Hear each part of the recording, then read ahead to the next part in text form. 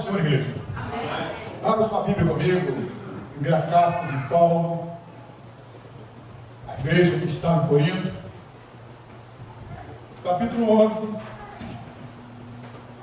versículos de número 17 a 34. Por que uma leitura tão extensa? E até que também nos resta poucos minutos, só porque nós hoje estaremos trabalhando a lição de número 10 da nossa escola dominical, cujo título é A Ceia do Senhor, a segunda ordenança da igreja. Então a gente vai ter que pegar a leitura em classe. Glorioso Deus, poderoso Pai, em nome de Jesus, Pai, nós te louvamos, te engrandecemos o nome, diante, Pai, dessa tão poderosa leitura, Senhor, da instrução da Tua Palavra. Nós pedimos que nesta noite, o Teu Espírito, Senhor, esteja nos orientando, Pai, nos dando graça para entender qual que é, Senhor, a Tua verdadeira vontade, a Tua perfeita vontade, em nome de Jesus Cristo. Amém. Podeis assentar? Então, irmãos, nós estaremos trabalhando 3 tópicos. O primeiro, a natureza da ceia do Senhor na tradição cristã. O segundo tópico,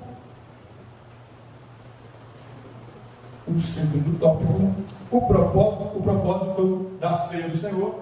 E o terceiro tópico, o modo de celebração da ceia do Senhor. Esse tempo que eu estou na Assembleia de Deus, é claro, eu estive fora por um tempo, mas eu ainda não tinha visto uma lição de escola bíblica dominical falando sobre Santa Ceia, sobre normatizar a Santa Ceia. Por quê? Eu acho muito importante o pastor José Gonçalves, comentarista dessa revista, ele nos trazer esse ensinamento. Porque nós, os homens cristãos, ao longo do tempo, a gente vai criando, nós vamos criando mitos em cima de verdades que não podem ser torcidas, principalmente as verdades bíblicas. E hoje aqui a gente vai ver por quê? Porque Paulo, ele escreve essa carta e ele fala aos coríntios que examine, pois, o homem a si mesmo, e assim coma e beba desse pão. João Batista, mas a gente tem ouvido isso ao longo do tempo. Deus que eu me converti, eu faço parte de uma igreja, a gente tem ouvido isso. Mas hoje nós vamos ver de uma forma diferente. A gente vê tanta coisa sobre Santa Ceia. Eu já vi aí alguém dizer que o pão, ele é tão santo, que uma certa jovem, uma vez, estando em pecado, ela pegou o pão para comer, e depois ela fez o exame de consciência, e entendeu que ela não deveria comer. Mas também ficou com vergonha de devolver, prendeu ali um pedaço de pão na mão, e quando ela saiu, parece que morava na roça, e ela passando em uma estopa, onde havia até queimado já, e botou ali aquele pedaço de pão em cima de um toco. E depois no outro dia, quando voltou, o gado, estava por tudo em volta do toco ali, e o pessoal, por que, O que está acontecendo? Aí foram lá ver, era um pedaço de pão, que a primeira coisa ela confessou que ela tinha deixado em cima do toco. E é tão santo que o gado estava lá, vigiando. Então, se tratando de substanciação, esse mito aí diz que aquilo ali verdadeiramente, e não só esse aí, mas eu já perdi todos os meus cabelos de ouvir o pastor orar o pão e disse: olha, esse pão, ele é um pão simples, feito na padaria, que a gente nem sabe qual, mas agora, depois que a gente orar, ele será o corpo do Senhor. E a verdade bíblica não é essa. O pão, o cálice, ele é um memorial da morte do Senhor. Mas então, irmãos, como a apresentação desta lição, o objetivo, o primeiro deles é apresentar a natureza da ceia do Senhor na tradição cristã, que é o nosso primeiro tópico. Nós vemos isso nos evangelhos, mas em geral. Mas o comentarista ele fez questão aqui de destacar o evangelho de Lucas, no capítulo 22, versículo 19, ele falando daquilo que Jesus, quando ele celebra a última Páscoa, seguida da primeira Santa Ceia, ou da primeira ceia, melhor dizendo.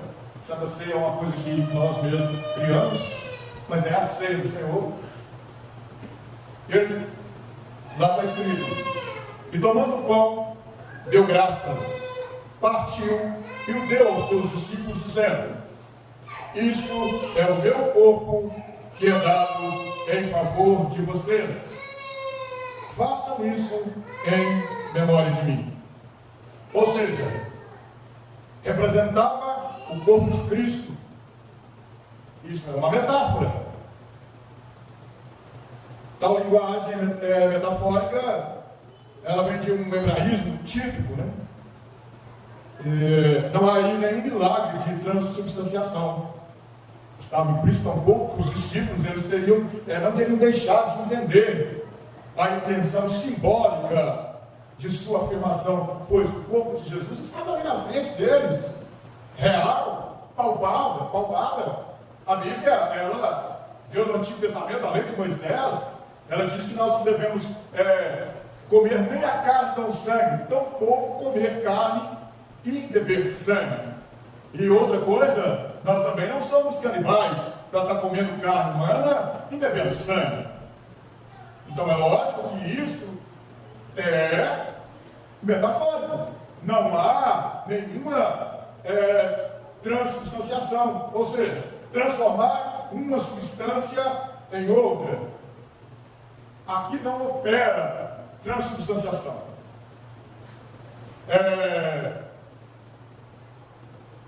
Tipo ossos fósseis transformando-se em combustível.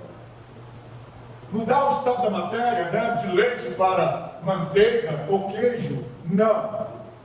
O pão continua sendo pão e o cálice continua sendo suco, ou quem celebra com vinho, continua sendo vinho. Nós simplesmente, estamos trazendo a memória, nós estamos olhando para trás. Todas as vezes que nós partimos do pão e tomamos do cálice, todas as vezes que é celebrada esta comunhão, nós estamos lembrando que um dia o Senhor Jesus, ele foi oferecido pelo seu pecado. Ele fez uma nova aliança também no seu sangue, porque a antiga se tornou obsoleta. E hoje nós não somos salvos em Cristo graças ao sacrifício que ele fez na cruz do Calvário. A gente vê lá em Mateus 26. Irmãos, é muito interessante que eu falei que Jesus ele celebra a última Páscoa seguida da primeira Santa Ceia. Olha como Mateus 26 ele trata essa questão. Ele diz assim: olha, enquanto comiam, Jesus tomou o pão e, tendo dado graças, partiu e deu aos seus discípulos, dizendo: tomem e comam, isto é o meu corpo. Dessa forma, Jesus transforma a última Páscoa na primeira observância da ceia do Senhor. Ele é a figura central entre ambas as cerimônias, sendo simbolicamente representado pelo Cordeiro Pascal da Páscoa e pelos elementos no culto da Santa Ceia. Veja que, às vezes, Jesus ele falou muito por parábolas, Jesus falou muito por metáforas. Então, quando a gente pega o Evangelho de João, capítulo 10, versículos 9 e 10, o versículo 9 diz assim: olha, eu sou a porta, quem entra por mim será salvo, entrará, sairá e achará pastagem. Esse capítulo é tão interessante que Jesus ele começa falando no capítulo 10 que primeiro ele é o pastor. Ele que conduz as ovelhas para o aprisco, e é ele quem as tira do aprisco. É ele que aqui na terra nos conduz ao redil do Senhor, como ovelhas do Senhor, e é ele também que nos tirará daqui e nos levará para a glória. E ele levemente, ele muda a figura de um pastor que leva as ovelhas para o redil e tira do redil. Ele diz que ele é a porta, e aquele que entrar por ele entrará, sairá, achará pastagem. O versículo 10 diz: o ladrão não veio senão a matar, roubar e destruir, mas eu vim para que todos tenham vida e tenham em abundância.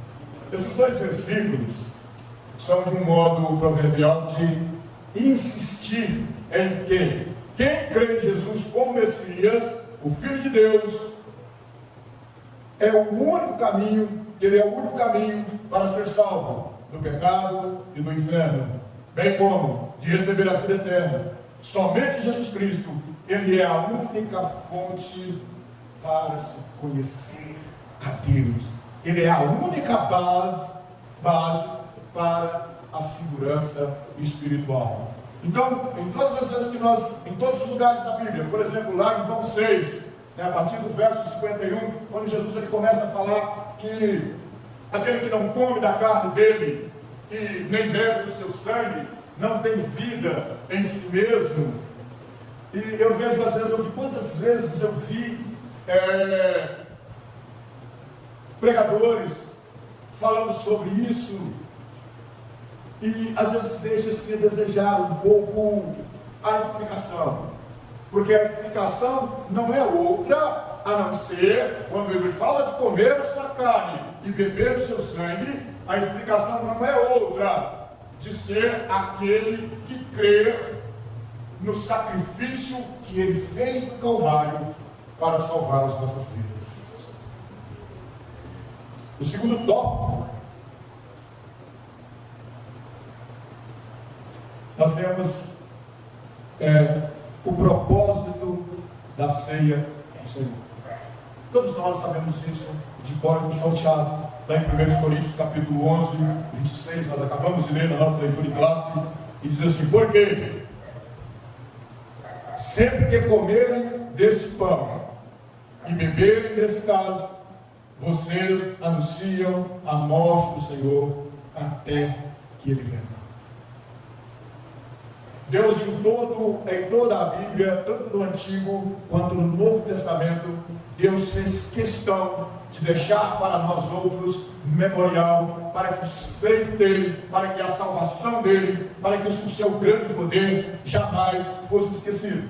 Irmãos, quando o povo sai do Egito, passa pelo Mar Vermelho, passa pelo deserto, e agora eles chegam de frente da cidade de Jericó, e eles têm que atravessar o Jordão, que está de uma barranca na outra. Não tem como, é tempo de cheia. E nós vemos ali em Josué capítulo 4, no capítulo 3, Deus ordenando a Josué que os sacerdotes entrem na frente com a arca da aliança, que naquele tempo representava a presença de Deus no meio do seu povo, ou seja, no tabernáculo. E quando os sacerdotes, eles colocam os pés na água, na beira do riacho, a Bíblia nos diz que o Jordão ele se abriu. O que vinha de cima fez uma enorme muralha, e a que estava da parte de baixo foi embora, e eles atravessaram até Enxuque. Mas aquele povo que viu, aquele povo morreu. Deus, é claro, Deus sabia disso, e ele fala para Josué: olha, escolha 12 homens das tribos de Israel, e cada um deles coloca uma pedra no ombro do meio do Jordão, para colocar em suas tendas. Quando os nossos filhos me perguntarem que pedras são essas, o Senhor responder: porque essas pedras foi tirada no meio do Jordão. O Deus Todo-Poderoso, Ele abriu o rio e nós passamos a pé enxuto. Era um memorial, ou é um memorial para Israel até os dias de hoje, e será até o milênio. E Jesus disse que é um memorial perpétuo. Então ele vem apresentando a nós outros dessa forma, para que quando chegar aquele dia, não vai ter como eu e você dizer: olha, eu não sabia, eu não te conheci, eu nunca ouvi falar dos teus grandes feitos. E ele vai nos responder: eu deixei um memorial. A gente vê aqui, falando de 1 Coríntios 26, então quando Paulo ele escreve essa parte aqui dessa carta, o Evangelho é apresentado na comunhão. À medida que os elementos vão sendo explicados, eles apontam para a sua encarnação física, para a morte sacrificial, a ressurreição e o seu reino vindouro. Por isso que nós temos escrito lá no livro de Hebreus, capítulo 2, versículo 14 e 15, diz assim: portanto, visto que os filhos são pessoas de carne e sangue, ele também participou dessa condição humana. Ele quem? Jesus. Para que, por sua morte, derrotasse aquele que tem o poder da morte, isto é, o diabo.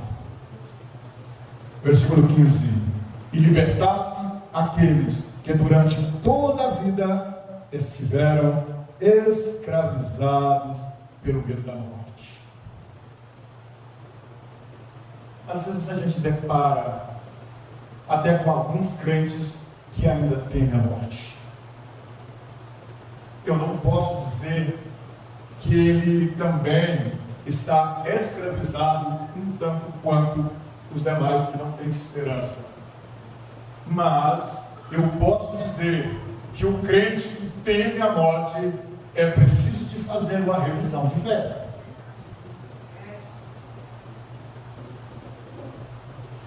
Nós temos Paulo falando que ele ficava indeciso entre morrer e estar com Cristo e ficar vivo entre nós outros para fazer a obra.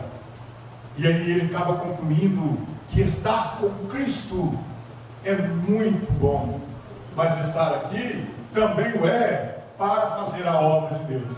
Então, sabemos pelas Escrituras que quando esse tabernáculo, quando esse corpo aqui, ele tomba, quando nós fechamos os nossos olhos físicos, os nossos olhos espirituais são abertos automaticamente, eu posso dizer que simultâneo, porque é assim que a Bíblia diz. Nós vemos a questão de Rico e Lázaro. Um foi sepultado, o outro foi levado ao seio de Abraão, nós detemos isso aqui, todo mundo conhece. E ambos, tanto o Abraão, que estava no paraíso, quanto o rico que estava padecendo, o rico ele diz que ele estava atormentado naquelas chamas. Ambos em sã consciência e perfeito juízo, vendo tudo o que estava acontecendo. Então nós podemos louvar a Deus, porque Cristo, ele com seu sacrifício de cruz, ele nos deu oportunidade de, uma vez andando com ele, deixando que ele seja a base de tudo aquilo que nós fazemos, nós estaremos com ele no lugar de gozo. Nós estaremos com ele um dia no paraíso. Então, irmãos, é algo de nós celebrarmos com alegria. Segundo Coríntios 5, 21, Está escrito assim: Deus tornou o pecado por nós, aquele que não tinha pecado, para que nele tornássemos justiça de Deus. Deus Pai, Ele usa o princípio da imputação, tratou como um substituto o seu filho para pagar a pena pelos pecados daqueles que creem nele. A isso cumpre Isaías 53, verso do 4 ao 6. Ele foi moído pelas nossas transgressões. Ele levou sobre si os nossos pecados, as nossas dores, as nossas enfermidades, e pelas suas pisaduras nós fomos sarados. Sarados da enfermidade da alma, para que nós tivéssemos hoje esse gozo, para que todos nós que estamos aqui não precisamos ter medo da morte. A morte era só uma mudança de um lugar a outro. Então, quando eu falo que eu não tenho medo da morte, da agora em diante, de qualquer hora que Cristo quiser passar a foice, né, tá bom, ele é não, João, tá bom, é isso mesmo. E às vezes alguém pergunta assim: você já teve uma experiência de estar morrendo? Você fala assim: já. Quando eu sofri aquele acidente no anel rodoviário, 2012, né? 2012, quando eu me vi no chão, que eu tentei levantar, e eu caí de novo, porque eu tinha quebrado dos dois lados, não ficava de pé. Quando eu caí, com tranquilidade, eu fiz uma oração curtíssima: Senhor, se chegou o tempo agora, não olha a minha alma com a alma dos infiéis. Só que não havia chegado o tempo, mas eu estava com tranquilidade para que, se isso tivesse acontecido, para estar subindo com o Senhor. Pois bem, irmãos, então a gente vê aqui as coisas que vão, os versículos que vão se agrupando, que falam da morte de Cristo, da ressurreição, do poder dele, daquilo que há de ser. Em Apocalipse 12, versículo 11, a gente vê escrito: eles o venceram pelo sangue do Cordeiro. Venceram quem?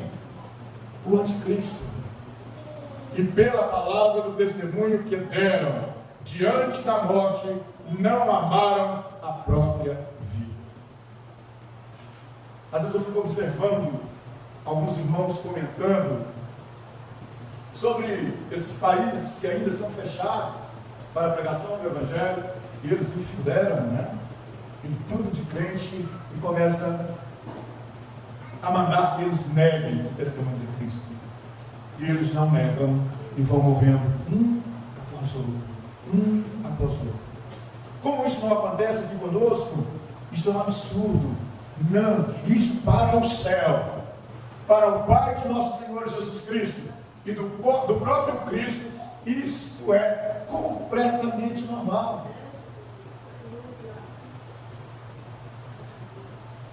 Ele é o Adonai, Ele é o nosso Senhor, o dono. E Ele requer que aqueles que fazem profissão de servi-lo, se preciso for, entreguem até a morte, mas não o neguem. Aí eu deixo a pergunta: você está preparado para isso? Se a situação chegar agora do lado de fora ali, e alguém botar a quadrada, a 9 milímetros na cabeça, e falar: olha, ou nega esse Jesus que você fica barulhando o nome dele aí todo dia, ou morre. Será que quantos de nós ia dizer: pode matar? Mas, mesmo na grande tribulação, aqueles que estavam sendo forçados a negar, forçados a aceitar a marca, eles resistiram, porque não amaram a sua própria vida. Então, irmãos, é como está lá em Romanos 8, 33 a 39, nenhuma acusação pode ser mantida contra aqueles cujos pecados foram perdoados por causa da morte sacrificial de Cristo. Em Filipenses, capítulo 3, versículo 20 e 21 diz: a nossa cidadania, porém, está nos céus, de onde esperamos ansiosamente o Salvador, o Senhor Jesus Cristo, pelo poder que o capacita a colocar todas as coisas debaixo do seu domínio. Ele transformará os nossos corpos humilhados, tornando-os semelhante ao seu corpo glorioso. Então, é a ceia que nós celebramos. É uma memória daquilo que Cristo fez no passado por nós. E devemos olhar também, nos envolve a olhar também para o presente, para dentro, para aqui e agora. Como é que está a minha vida diante do Senhor?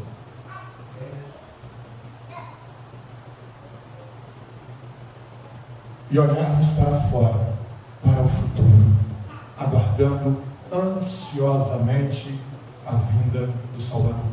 Só que para eu esperar a vinda do Senhor ansiosamente, eu tenho que ter deixado de amar o mundo, como está escrito na primeira epístola de João. Não ameis o mundo, nem o que no mundo há. Aquele que ama o mundo, o amor de Deus não está nele. Então, irmãos, para encerrar, como nós não acreditamos na transubstanciação, mas nós acreditamos na consubstanciação.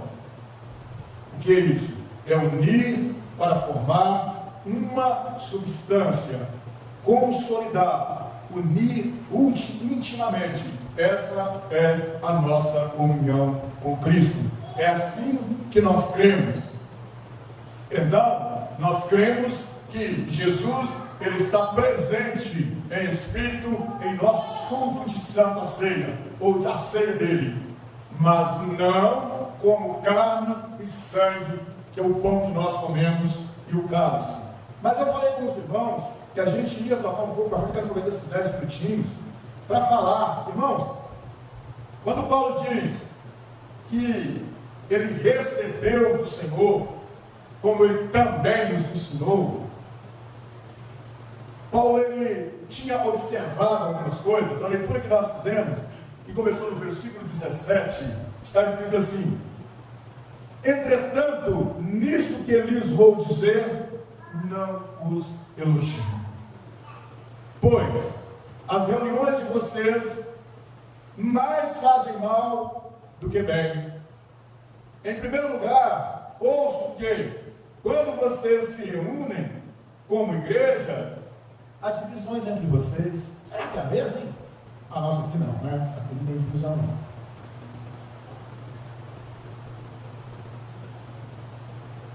E até certo ponto eu creio, pois é necessário que haja divergência entre vocês, para que seja conhecido quais dentre vós são aprovados.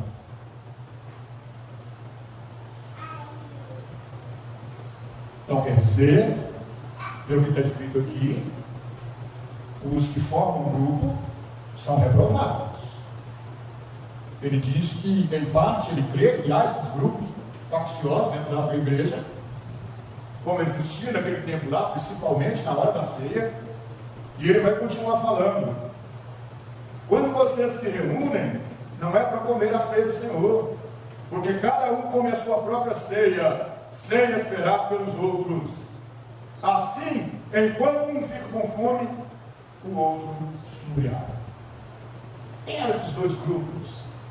Os mais abastados traziam as suas ceias e eles comiam antes dos menos favorecidos, aqueles que não tinham às vezes para trazer. Então Paulo está condenando aqui, porque alguns empaturravam e outros ficavam sem nada. Então, é porque havia dois grupos, um grupo privilegiado e o outro desprezado. E Paulo chama isso de facção. Quando nós vamos olhar nas obras da carne, ele fala de facção, lá em Gálatas 5. Tá, mas o que é facção? divergente? Ah, tá tudo certo, um pouco Mas o dicionário vai mais além.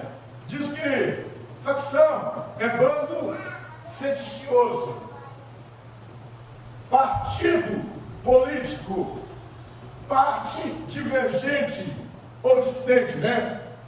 Do grupo ou partido que diverge.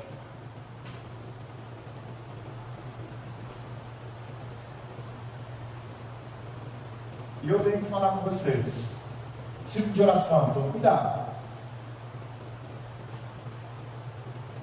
Eu estou vendo dirigentes de grupo de ciclo de oração dizendo nós, as irmãs. Eu cheguei a ver um absurdo de uma dirigente de ciclo de oração saudar, a hora que pegou o microfone, falar assim: a paz do Senhor, irmãs. Olha, todos nós, homem e mulher, para Deus não tem sexo. Nós fazemos parte de um grupo, de um corpo, cuja cabeça é Cristo. Se separar uma parte para cá e outra parte para lá, se tiver um grupo das irmãs do ciclo de oração e um outro grupo à parte, é facção. É bando sedicioso. A gente tem que parar de tempo em tempo para rever os nossos conceitos. Porque às vezes, quase sem perceber, você vai batendo tanto uma tecla, foi isso que derrubou Satanás. Ele ficou muito poderoso, ele diz: eu faço. Eu sou regente aqui no louvor. E a coisa sai, olha, supipa. Ninguém como eu. Quando nós chegamos aí, a Bíblia diz que a soberba precede o quê? A queda. Fica ligeiros. E isso está acontecendo aqui. Às vezes vocês não percebem não, porque vocês estão tudo eufórica, mas quem está ali prestando atenção vê. Nós, irmãos, nós juntas, nós, irmãos, nós, irmãs. E parece que o restante do grupo da igreja está de fora. Então Paulo, vou encerrar. Quando ele chega aqui, não vou ler tudo, porque aqui eu parei que uns comiam demais e outros de menos. E é isso aí que Paulo trabalha. Ele diz assim: olha, eu recebi do Senhor, que eu também vos ensinei, que o Senhor à noite que foi traído, pegou o pão, partiu, deu aos seus discípulos também um cálice. E ele desce orientando e diz assim: cara, esse é o cálice da nova aliança no meu sangue. Faça isso sempre que beberem em memória de mim. Porque sempre que comerem desse pão e beberem desse cálice, vocês anunciam a morte do Senhor até que ele venha. O propósito de nós nos reunirmos para a Santa Ceia é anunciar para os de dentro e para os de fora que nós pertencemos a um Senhor que é Cristo. Só que aí Paulo ele vai dizer, olha, examine-se cada um a si mesmo, e então coma desse pão e beba desse cálice. Paulo, ele está nos orientando aqui a examinar se eu não estou fazendo diferença entre um e o outro. Se unir para mim não é melhor que eu não um. Eles estão mandando eu observar, eu examinar se eu não tenho um grupo. Igual na igreja de Corinto, na primeira carta. Uma era de Paulo, outra era de Apolo, outra era de Pedro, e tinha o pior grupo que era de Cristo. Porque o grupo que era de Cristo é aquele que diz: olha, eu não tenho que dar satisfação a ninguém, eu sou crente de Jesus.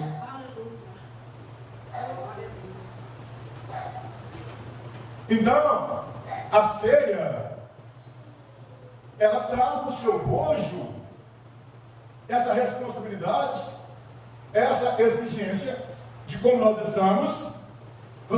Pois quem come e bebe sem descender o corpo do Senhor, sabe o que é não descender o corpo do Senhor?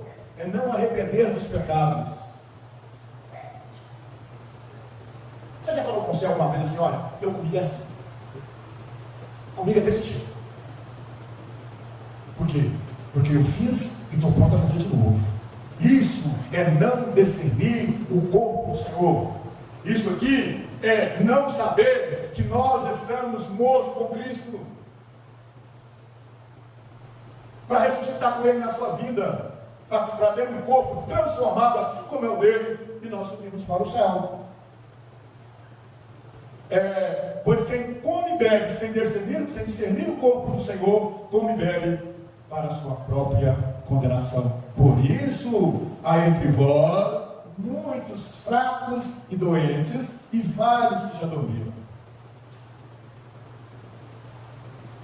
Nós ficamos às vezes raquíticos na fé, e até morremos na fé.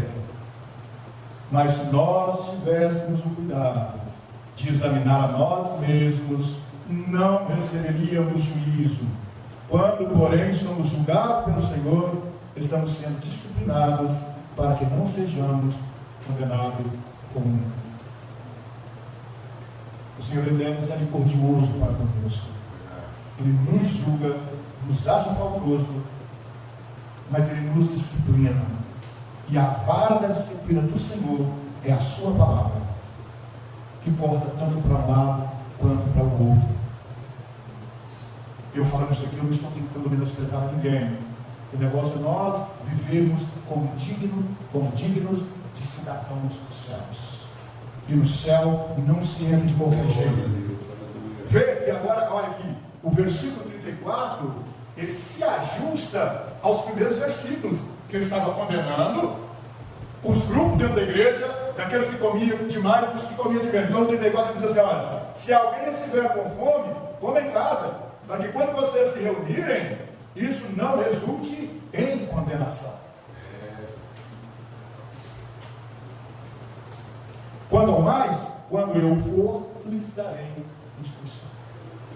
Então, o pior que tinha ali naquela época, na igreja de Corinto, que Paulo estava, eu vou chamar de exortação. Ele estava exortando os irmãos aqui. Não era pecado de adultério, não era irmão que estava roubando, mas ele estava exortando por causa dos grupos, das divisões que estavam acontecendo no corpo de Cristo. Não tem como uma parte de membros ficar fora do corpo, o braço e a perna ficar para lá, a cabeça e outros ficarem para cá. O corpo de Cristo, ele é unido, porque a cabeça também não é duas. Então, irmãos, eu passei por isso muita coisa, porque eu tenho para mim pequeno, e eu ainda não aprendi a lecionar isso para legal, isso aqui vai passar com 40 minutos com sobra. Tá? Mas espero que os irmãos tenham pego um pouco, tenham entendido. Quando Paulo fala de revoltoso, lá em Tiago 3,14, ele diz assim: mas se tendes amarga inveja e sentimento faccioso em vosso coração, não vos glorieis, nem imitais contra a verdade. Amarga inveja é um termo grego para usado para água não potável, quando contaminado com inveja, define uma atitude dura e ressentida em relação aos outros. Precisamos então de estar examinando nós mesmos, para que continuemos a fazer parte verdadeiramente desse corpo e daqueles que vão estar com Cristo na glória um dia. Fique de bem, vamos orar. Bendito é o nome do Senhor. Pai, eu te louvo, Senhor, te engrandeço, porque é o Senhor que fala conosco. Pai, nos dá graça, Senhor, para sermos melhores diante de Ti. Sim, Pai, o Senhor pode fazer isso. É o Senhor que nos santifica com a Tua palavra. Então continua, Pai, a nos santificar, em nome de Jesus. Amém. Deus me abençoe. Os demais avisos, meus irmãos, seguem normalmente, como os irmãos bem sabem, amanhã.